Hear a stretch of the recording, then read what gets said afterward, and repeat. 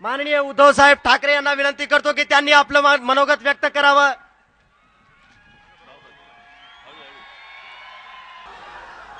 जमलेल्या माझ्या तमाम हिंदू बांधवांनो, भगिनीनो आणि मातांनो, उत्साह तर जोरदार आहे। हा उत्साह 2 लाखाची आघाडी मिळून देणार ना रे बाबांनो? का नुसतं घोषणा देऊन घरोघरी पळणार? कारण आता निवडणूक जवळच चाललेली आहे। आज विदर्भामध्ये मतदान झालेलं आहे, दिल्लीमध्ये झाले, दिल्लीमध्ये तर रांगाच्या रांगा लागल्या होत्या,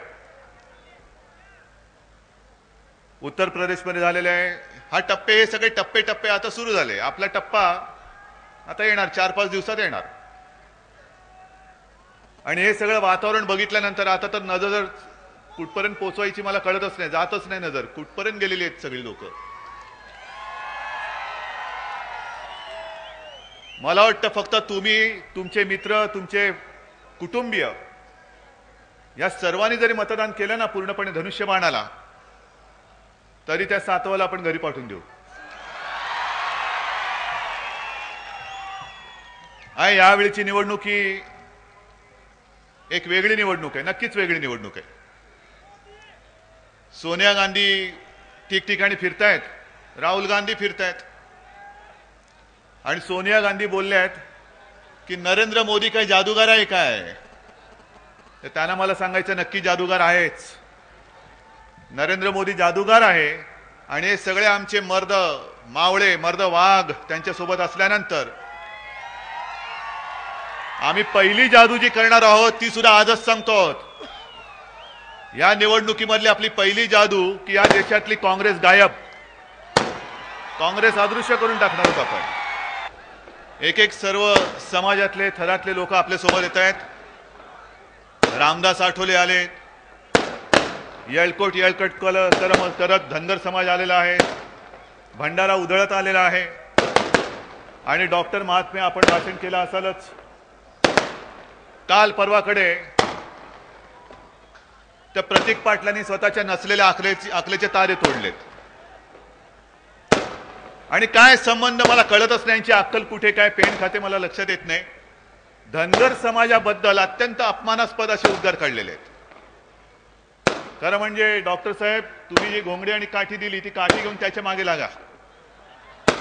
हे काँग्रेसवाले असे नतद्रष्ट आहेत, देत काही नाहीत तुम्हाला, पण जणू काही भरपूर दिलेलं आहे असा हिशोब सगळीकडे मांडतात, आणि मग आपण सुद्धा गांगरून जातो, अरे खरं की काय?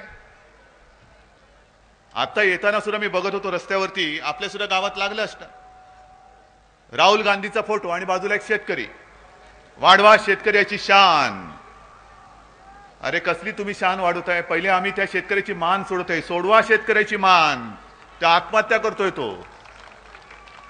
हे तुमचं सरकार, हा तर सरकारचा काळा कारभार, आणि म्हणून मी एका जाणीवेने स्वागत स्वीकारायचं नाही असं ठरवलेलं आहे। हार तुरे नकोत, मी हार तुरे स्वीकारीन ते आपल्या दिल्लीत सरकार आल्यानंतर, पण तोपर्यंत मी स्वीकारणार नाही। याचं कारण मला माहिती आहे, मी एवढा काही निर्दयी नाही, मी काही काँग्रेसवाला नाहीये की संपूर्ण महाराष्ट्रामध्ये हाहाकार आहे। मराठवाड्यात खास करून गारपिटीने तर जीवन उद्ध्वस्त झालेलं आहे। महिला शेतकरी आत्महत्या करतात, शेतकरी तर करतातच आहेत, आणि हे सगळं बघितल्यानंतर ज्या काही घटना घडत असतात, मी परवा यवतमाळच्या सभेत सुद्धा ती एक गोष्ट सांगितली, गोष्ट म्हणजे खरी घडलेली गोष्ट। महाराष्ट्राला आपल्या नशिबी हे असं सगळं आसमानी आणि सुलतानी संकट 5वीलाच पुजले की काय असं वाटतंय आता। सुलतानी संकट हे बसलेत सगळे सुलतान काँग्रेसचे, हे कमी पडतात म्हणून आसमानातनं पडते संकट। कधी पाऊस पडला तर एवढा बदा पडतो की मागे मी आलो होतो ना सुभाष, तुमच्याच इकडे मी, तो पूर आलेला ते सगळं तुम्ही मला दाखवलं होतं, शेतच्या शेत वाहून गेलं होतं। आणि नाही तर एवढा नाही की ठणठणाट, म्हणजे पूर्ण ठणठणाट, सुकून जातं सगळं। आणि आता जे काही घडलं, गारपीट म्हणजे असली गारपीट की काही ठिकाणी तर खरोखर काय बोलायचं हे मला कळलं नाही। एक शेतकऱ्याचा पोरगा माझ्या समोर आला होता, त्याचे वडील शेतातून निघाले घरी यायला, आणि जी गारपीट झाली त्या बिचाऱ्याला पळायला सुद्धा फुरसतच मिळाली नाही, आसरा तर नाहीच. आणि तो शेतकरी स्वतःचं सोन्यासारखं डवरलेलं पीक बघत होता, स्वप्न रंगवत होता की अरे आता तरी माझ्या हातामध्ये 2 पैसे मिळतील, घरादारामध्ये काहीतरी सुखासमाधानाचे 2 क्षण मी आणेन. आणि त्या स्वप्नामध्ये तो येत असताना अशी गारपीट झाली की त्या गारपिटीच्या माराने तो शेतकरी तिथल्या तिथे गतप्राण होऊन पडला. लोक आत्महत्या करतायत, गळफास लावतायत, कोण स्वतःला जाळून घेतंय, कोण विष पितंय. आणि असं सगळं असताना मी निर्लज्जपणाने तुमच्या सगळ्यांच्या समोर, तुम्ही दुःखात असताना, आक्रोश करत असताना मी हार स्वीकारू. आणि मग अशीच एक माझी आठवण आहे. काही वर्षांपूर्वी मी गेलो होतो, जळगावकडचा भाग होता, कोरडा होता, दुष्काळ. आणि आपल्याकडे काय लोक कशी असो, सुखामध्ये असो संकटामध्ये असो, निवडणुका झाल्या पाहिजेत. निवडणुका कशाला? जे कोणी तुम्ही आतापर्यंत तिकडे पाठवलेत सत्ताधारी म्हणून, काय प्रश्न सोडवले तुमचे? आणि मग अशीच एक निवडणूक होती. मी गेलो, कुठेही पाणी नाही, म्हणजे अंगाची लाहीलाही होत होती, घसा कोरडा पडत होता. तिथली तर गरमी आणखीन फार भयानक असते. आणि त्याही परिस्थितीत त्या सभेमध्ये माझं स्वागत केलं गेलं. आणि जो हार घातला त्या हाराचं पाणी माझ्या हाताला लागलं. अंगावरती खरंच जो शहारा आला, मला कळे ना की अरे आसपास कुठेही पाणी नसताना या फुलांना पाणी कसं लागलं. आणि मग विचार करता माझ्या मनात आलं की अरे या फुलाला लागलेलं पाणी हे शेतकऱ्याचे अश्रू तर नाहीत ना, की जो स्वतः दुःखामध्ये आहे, पण दुःखात असून सुद्धा तुम्ही माझं स्वागत करता, जे प्रेम तुम्ही मला देता आहात, खरंच या प्रेमाचं उतराई होता येणं तर शक्य नाही. मला या ऋणातून मी कदापि मुक्त होणार नाही आणि होऊ शकणार पण नाही. आज कोण आहे मी, कशासाठी तुम्ही इकडे मगाशी सुभाष सांगितलं की तुम्हाला ऐकायला सगळी लोक जमलेली आहेत. का रे बाबांनो, का आलात माझ्यासाठी? कोण आहे मी? आज सकाळी सुद्धा मी नांदेडच्या कार्यकर्त्यांच्या मेळाव्यात बोलत होतो आणि लोक मला चिठ्ठ्या देत होते. मराठवाड्याचा रेल्वेचा प्रश्न सोडवा, महादेव कोळी समाजाचा प्रश्न सोडवा. आता जसे महात्मे आले धनगर, ही काय धनगर समाजाची काय वाट लावून ठेवलेली या लोकांनी. कोणी त्या घटनेमध्ये, घटना म्हणजे ते काय संपूर्ण तुमची अधिनियमावली वगैरे असते, त्याच्यात कोणी काय गडबड केले, त्यांच्या तिकडे रच्या जागी ड करून ठेवलेला आहे. कोणतरी तो ढ असणार माणूस. आणि धनगडी जातच नाही देशामध्ये. आणि मग केंद्राकडनं राज्याला विचारणा आले की तुमच्याकडे अशी धनगड नावाची काही भानगड आहे का? आणि राज्य सरकार अजूनही त्यांना उत्तर देत नाही, बरोबर ना. आणि म्हणून मी त्यांना सांगितलं, डॉक्टर साहेब आपलं राज्य सरकार येऊ दे, ते येणार, आणणार. आणि केंद्रात सुद्धा आता आपलं सरकार येते आणि त्या प्रश्नाचं उत्तर आपलं राज्य सरकार देणार की ज्याचा उपयोग तुम्हाला संपूर्ण धनगरांना होणार. हा कारभार करा ना, असा काहीतरी कारभार करा. काहीतरी उगाच बोलत सुटायचं, एकमेकावरती आरोप करायचे, चिखलफेक करायची, करा. जी चिखलफेक करायची ती करा. त्याच्यातनं लोकांना काय मिळणार आहे मला माहिती नाही. पण मुख्य म्हणजे ही निवडणूक म्हणजे काय भातुकलीचा खेळ नाहीये. एकेकांचे असे प्रश्न असतात. आज वृत्तपत्रामध्ये मी 2 छोट्या बातम्या वाचल्या. हरियाणामध्ये आता आपण इकडे काय म्हणतो, आम्हाला सिंचनाचे प्रकल्प पाहिजेत, रेल्वे मार्ग पाहिजे, आमचं कर्ज माफ करून पाहिजे, वीज बिल माफ करून पाहिजे. पण तिकडे हरियाणामध्ये जे उमेदवार घरोघरी फिरतायत, मतदार त्यांना सांगतात, जे अविवाहित मतदार आहेत, आपण काय म्हणतो, आम्हाला बहुमताने निवडून द्या. आणि तिथले मतदार सांगतायत की आमच्या आई वडिलांना बहु द्या आणि आमचं मत घ्या. मग त्यांना तिकडे लग्न करायला अक्षरशः मुली मिळत नाहीयेत. म्हणजे ही त्यांची अडचण आहे. ही तिकडे हरियाणातली अडचण. आणि महाराष्ट्रामध्ये कोल्हापूर आणि ठाण्यातली बातमी आहे, लग्नपत्रिका गेलेल्या आहेत घरोघरी. कोणी चांगले म्हणजे मला जर भेटता आलं तर मी त्या कुटुंबियांना मुद्दामून भेटणार आहे. कोल्हापूरमध्ये गेलो तर भेटेन, ठाण्यात गेलो तर भेटेन. आणि त्या लग्नपत्रिकेत त्यांनी तळटीप दिलेली आहे डॉक्टर, की कोणीही भेटवस्तू आणू नये, नरेंद्र मोदींना मत, हाच आमचा आहेर, हाच आमचा आहेर. हे सगळं वातावरण आजचं काय सांगतोय? हे जे संपूर्ण वातावरण आहे हेच सांगतंय की आता यांचे चाळे खूप झाले. किती तुम्ही फसवणार? गारपीटग्रस्त जो शेतकरी आहे, काल मला भीती वाटत होती की पुन्हा हे काहीतरी संकट येते की काय. कारण मी सभेला निघालो, नांदेडमधनं सभेला निघाल्यानंतर जो पाऊस पडला, फोन करत होतो, परभणीमध्ये सुद्धा पाऊस. म्हटलं आता कोण शिल्लक राहतात की नाही. पण मला खात्री आहे, जसे तुम्ही इकडे गच्च गर्दी करून बसलेला आहात, संख्या कशी मोजायची कळणार पण नाही मला. तशीच सभा, भरगच्च अशी जिवंत सभा ही काल परभणीमध्ये झाली. कोणी हल्ला नाही, पाऊस पडला, भरपूर पाऊस पडला. अरे ज्यांना वादळ अंगावर घेण्याची सवय आहे त्यांना पाऊस काय करू शकतो. आणि हे स्वतःच एक वादळ आहे. हे वादळ आता सुटलेलं आहे दिल्लीच्या दिशेने. आणि म्हणून मी तुम्हाला सगळ्यांना सांगतोय, जे सुभाषने सांगितलं, सुभाष वानखेडे गेल्या 5 वर्षात जेवढा मतदारसंघामध्ये फिरलाय तेवढे आत्ताचे सगळे टोणगे उभे राहिले ते फिरलेत. मत मागायला म्हणून तुम्ही फिरतायत. काँग्रेसचे मोठे मोठे नेते येतात, मुख्यमंत्री येत आहेत, सोनिया गांधी येतील, राहुल गांधी येतील. अरे कधीतरी माझा हा शेतकरी आत्महत्या करतो आहे, टाहो फोडतो आहे, त्याची अश्रू पुसायला तुम्हाला वेळ नाहीये. निवडणूक आल्यानंतर तुम्ही बरे भिकेचे कटोरी घेऊन येता यांच्याकडे. आज तुम्हाला कळेल की कशी गरज कशी असते. यांना त्यांच्या आयुष्यासाठी तुमच्या मदतीची गरज आहे. आणि यांना काही तुमच्या, जसं तुम्ही कोण सांगितलं त्यांनी डल्ला मारलाय, दरोडा घातला 5 लाखाचा, तसा माझा शेतकरी दरोडेखोर नाही. तो तुमच्या तिजोरीवरती दरोडा टाकत नाही. त्याला हक्काचं, त्याच्या घामाचं जे काय आहे ते पाहिजे, घामाची कमाई पाहिजे. आणि म्हणून मी तुम्हाला सांगितलेलं आहे, मला सुभाषला तर तुम्ही विजयी करणारे माहितीच आहे. मी आलो नसतो इकडे तरी तुम्ही निवडून दिलं असतं ना. पण केवळ सुभाष नकोय, सुभाष तर पाहिजेच, पण मराठवाड्यातले सर्वच्या सर्व खासदार आपल्या महायुतीचे निवडून आलेच पाहिजे. तुम्हाला ते द्यावेच लागतील. द्या, मराठवाड्यातले सगळे खासदार द्या, विदर्भातले सगळे खासदार द्या, नवे तमाम महाराष्ट्राचे 48च्या 48 खासदार द्या मला निवडून. आणि मग मी ताठमानेने या सगळ्या 48 लोकांना घेऊन जाईन. बरोबर डॉक्टर महात्मेंना घेईन, रामदास आठवलेंना घेईन, गोपीनाथ मुंडेंना घेईन, महादेव जानकरना घेईन, विनायक मेटेंना घेईन, जे जे सगळे आलेत. आणि आपले सगळे हक्काचे 48 खासदार घेऊन मोदींकडे जाईन, पंतप्रधान नरेंद्र मोदींकडे जाईन. आणि मग सांगा तुमच्या मागण्या काय आहेत सांगा. मी सांगतो. मी तेव्हा त्यांना हक्काने सांगेन, नरेंद्र भाई तुम्ही आज पंतप्रधान झालेला आहात, त्या खुर्चीवरती बसलेला आहात. अरे अनेकांना ही खुर्ची स्वप्नात दिसत आयुष्य त्यांचं निघून गेलं, पण या स्वप्नव्रत वाटणाऱ्या खुर्चीमध्ये तमाम जनतेने तुम्हाला बसवलेलं आहे.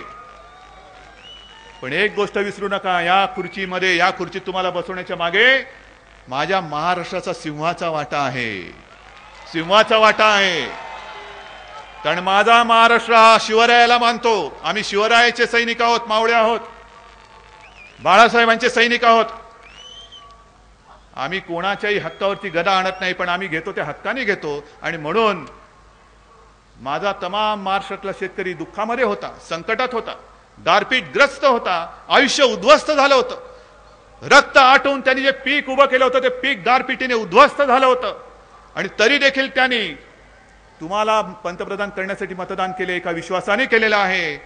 त्यांनी त्यांची जबाबदारी पार पाडले. आता तुमची जबाबदारी आहे, तुम्ही माझ्या महाराष्ट्रातल्या शेतकऱ्यांना, गारपीटग्रस्त जे शेतकरी आहेत त्यांना कर्जमुक्त तुम्हाला करावंच लागेल. हे मी त्यांना सांगेन. त्यांचं वीज बिल माफ तुम्हाला करावंच लागेल, हे मी त्यांना सांगेन. अरे कोल्हापूर बंदर आहे तर सुभाष आपलं सरकार आलं होतं तर आपण असेच करून टाकू, नाहीतर विकास बनायचा कशाला. लोकांची कामं करायची नाहीत तर काय स्वतःच्या संस्था काढायच्या.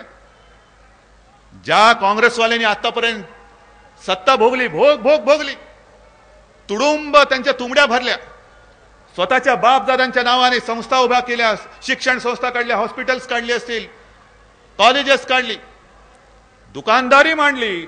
पण जनता, ज्या जनतेने तुम्हाला उमराव बनवलं, ती जनता अजून तशी तुम्ही कंगाल आणि भिकारीच ठेवलेली आहे. हे पाप शिवसेनेकडनं कधी होणार नाहीये.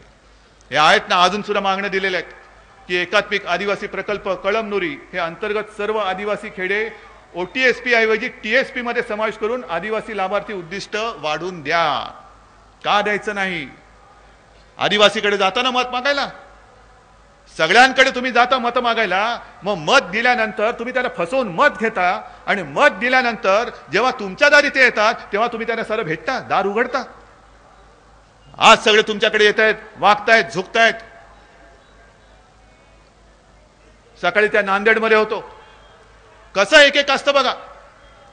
की 1971च्या आपल्या पाकिस्तान बरोबरच्या युद्धामध्ये जी युद्धनौका होती आपली विक्रांत, तुम्हाला माहिती आहे ना विक्रांत, हे विक्रांत या नालायक सरकारने भंगारामध्ये काढली. विक्रांत भंगारात. ज्या युद्धनौकेने आपल्याला विजय मिळवून दिला, विजय मिळवण्यासाठी त्या सैनिकांना तिने आधार दिला, ती युद्धनौका तुम्ही भंगारात काढून टाकली. जर युद्धनौका, विजयी युद्धनौका काँग्रेस सरकार भंगारात काढू शकते, तर आपला देश त्याने अर्धा भंगारात काढलेलाच आहे. पण पुन्हा जर का काँग्रेसचं सरकार आलं तर संपूर्ण देश भंगारात काढल्याशिवाय राहणार नाही. हा कुठेतरी विचार करा ना तुम्ही. आणि म्हणून स्वतः शिवसेना प्रमुखांनी त्या विक्रांतचं एक चांगला म्युझियम व्हावा म्हणून ठरवलं होतं. आपण जबाबदारी घेतली होती की सरकारला जमत नसेल ना तर मुंबई महापालिका समर्थ आहे. विक्रांतची शान, विक्रांतची सगळी देखभाल सरकारची गरज नाही, मुंबई महापालिका करायला तयार होती. कारण तुम्ही आहात, नवीन पिढ्या येत आहेत, युवक आहेत, प्रेरणा घ्यायची कुठून, स्फूर्ती घ्यायची कुठून? जर विक्रांत भंगारात काढणार असाल तर प्रेरणा घ्यायला काय अशोक चव्हाणांचा आदर्श दाखवणार, जो काही त्यांनी घोटाळा करून ठेवलेला आहे? अरे विक्रांत जाऊ दे, बघ बघ अशोक चव्हाणांच्या सासूचा फ्लॅट बघ. मग मुलं म्हणणार अरे फ्लॅट आहे, आता मी चाललो लढायला. कसले आदर्श तुम्ही निर्माण करतात? तो सुद्धा अजून भूखंड संरक्षण दलाचा, मग तो तुम्ही गिळला. पाणबुड्या बुडता आहेत, विक्रांत भंगारामध्ये काढलेली आहे आणि आम्ही चाललो निवडणूक जिंकायला. पण बांधवांनो, हा प्रश्न एवढाच नाहीये.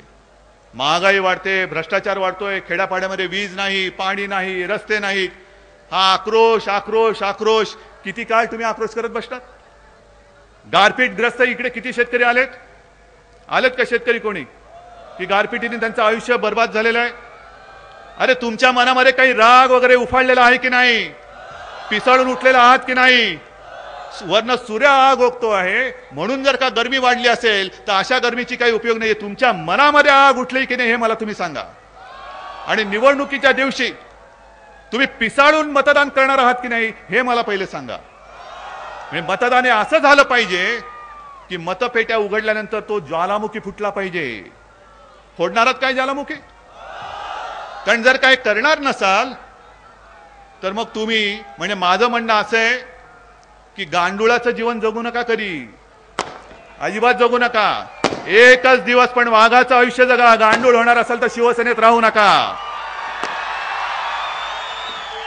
ही निवडणूक ही केवळ काँग्रेसच्या अस्तित्वाची नाहीये, ही निवडणूक आपल्या अस्तित्वाची आहे. हे कोण रे बाबा, सातोची लोक आहेत काय? ही निवडणूक ही केवळ सुभाष वानखेडेला खासदार करायचे आणि नरेंद्र मोदींना पंतप्रधान करायचे म्हणून ही निवडणूक नाहीये. या निवडणुकीमध्ये आजपर्यंत आम्ही कधी हिंदुत्वाचा आधार घेऊन निवडणूक आताही लढवलेली नव्हती. पण या निवडणुकीला जातीय रंग सोनिया गांधींनी दिलेला आहे. सोनिया गांधी त्या शाही इमामकडे मतांची भीक मागता आहेत. तुमची धर्मनिरपेक्ष मतं आम्हाला द्या. शाही इमाम कोणाचा गुरु आहे?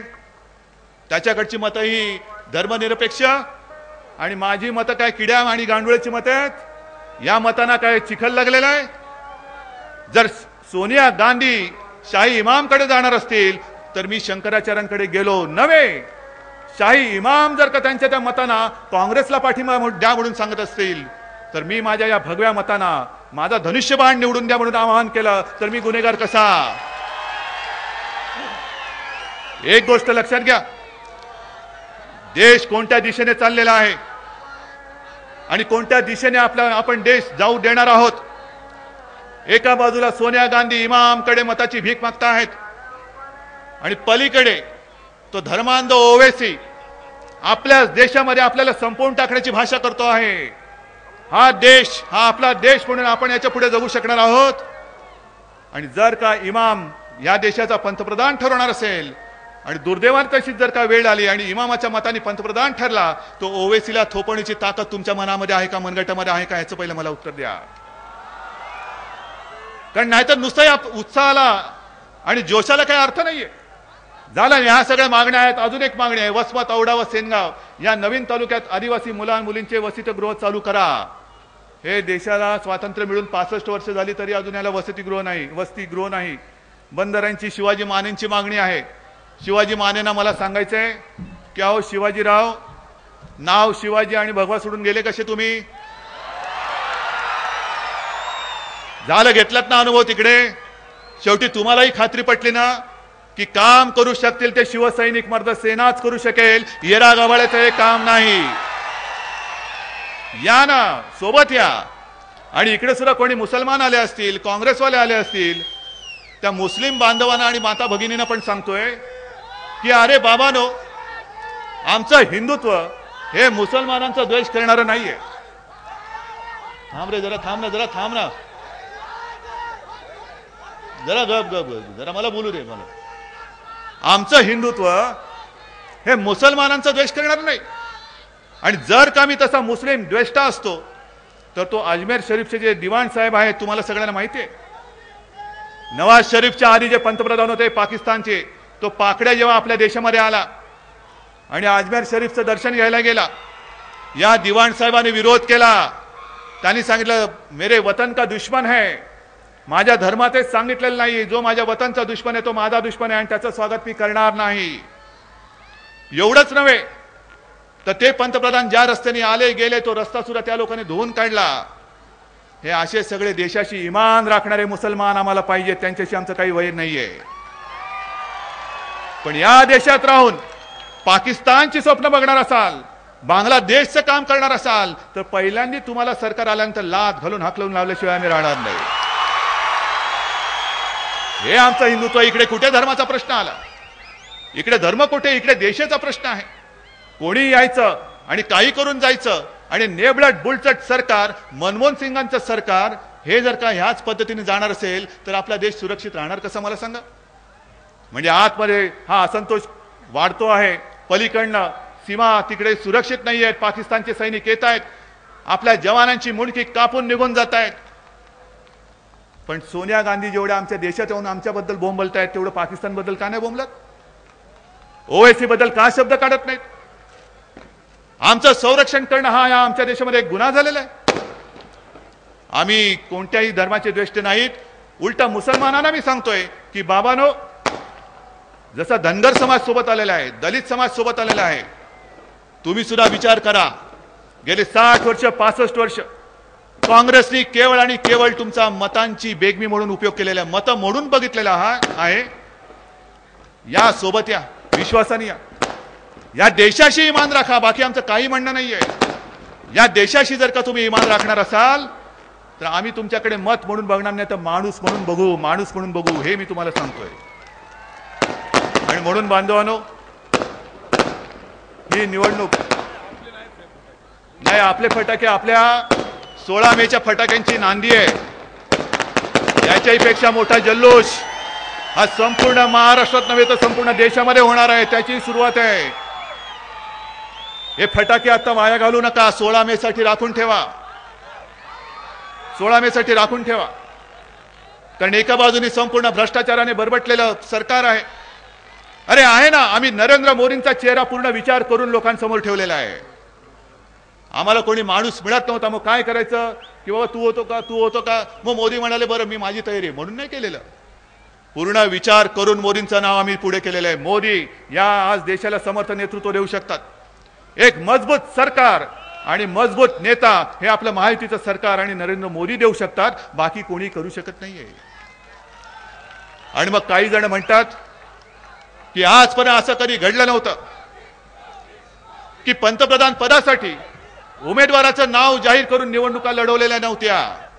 नसतील लढवल्या, पण नेहरूंचं नाव तुम्ही पुढे केलं नव्हतं, इंदिरा गांधींचं केलं नव्हतं, राजीव गांधींचं केलं नव्हतं.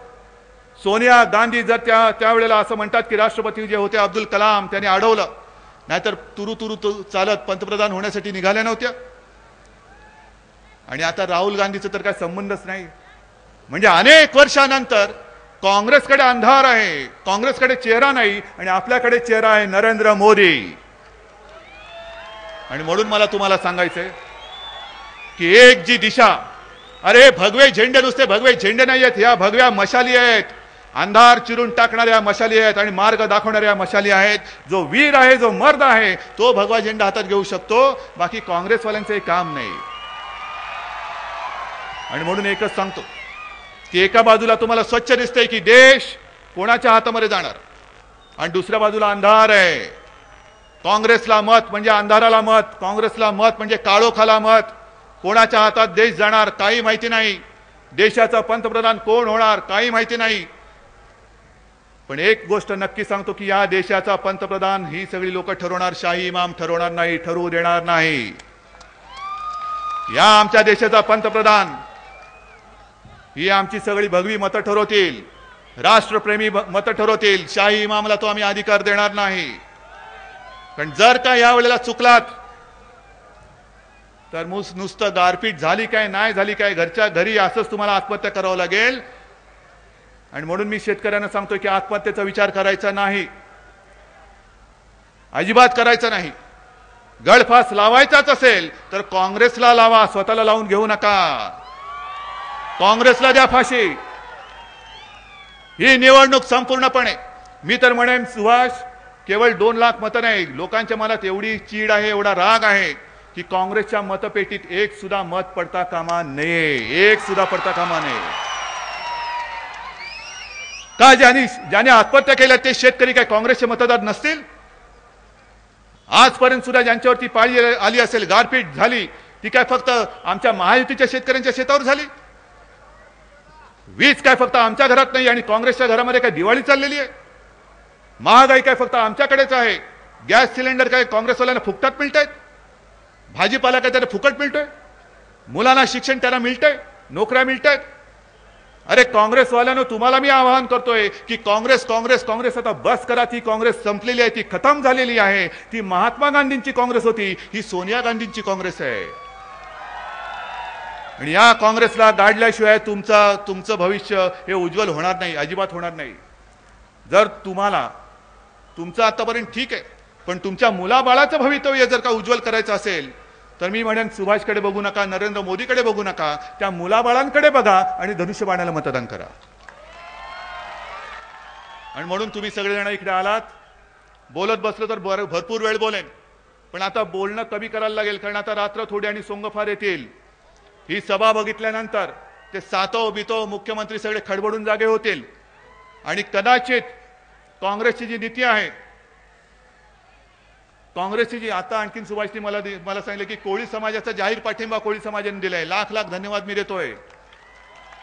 बघा ही अशी महायुती वाढत चाललेली आहे. पण आता जसजशी निवडणूक जवळ येईल ठिकठिकाणावरनं बातम्या येतात की पैसे पकडले जात आहेत. कुठे चाललाय हा पैसा, कोणाकडनं येतोय? घराघरामध्ये पैसा पसरू शकेल, पण हा पैसा काँग्रेसवाल्यांच्या घामाची कमाई नाही, हा पापाचा आणि शापाचा पैसा आहे. जी कामं तुमच्याकडे व्हायला पाहिजे होती त्याच्यात भ्रष्टाचार करून ओरबाडून घेतलेला पैसा आहे. कदाचित सिंचनाचे प्रकल्प पूर्ण झाले असते तर आज ज्या शेतकऱ्यांनी आत्महत्या केल्यात ते शेतकरी आपल्यासोबत इकडे आनंदाने आलेले आपल्याला दिसले असते. आणि म्हणून त्या पैशाला शेतकऱ्यांचे शाप लागलेले आहेत, तळतळाट लागलेले नव्हे, शेतकऱ्यांचं रक्त लागलेलं आहे आणि माझ्या भगिनीचं पुसलं गेलेलं कुंकू लागलेलं आहे. आणि हा पैसा तुम्ही घरामध्ये येऊ देणार आहात? हा पापाचा आणि शापाचा पैसा घेऊन तुम्ही तुमच्या मुलाबाळांना 2 घास भरवणार आहात काय? आणि नसाल तर जेवढी गारपीट झाली त्याच्या शतपटीने मला मतांची काँग्रेसला अशी मारपीट करून देण्याचं तुम्ही वचन द्या की पुन्हा काँग्रेस या जिल्ह्यामध्ये, या मराठवाड्यात आणि या महाराष्ट्रामध्ये औषधाला सुद्धा शिल्लक राहणार नाही. देताय वचन? दोन्ही हात वर करून मला एक विश्वास द्या की उद्धवजी काळजी करू नका, आम्ही तुटणार नाही, फुटणार नाही, विकले जाणार नाही आणि सुभाष वानखेडेला धनुष्यबाणावरती मतदान करून प्रचार